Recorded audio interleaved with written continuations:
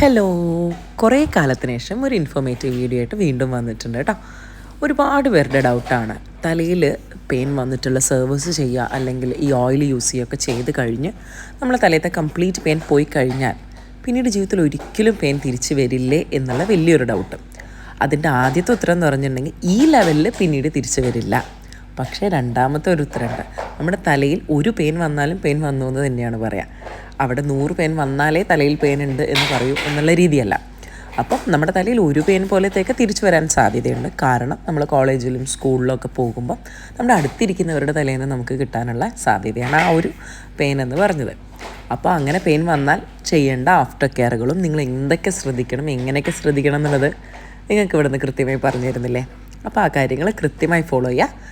ഇതുപോലെ പെയിൻ പെരുകിയ ഫ്രണ്ടിന് ഇത് ഷെയർ ചെയ്യാൻ മറക്കില്ലല്ലോ.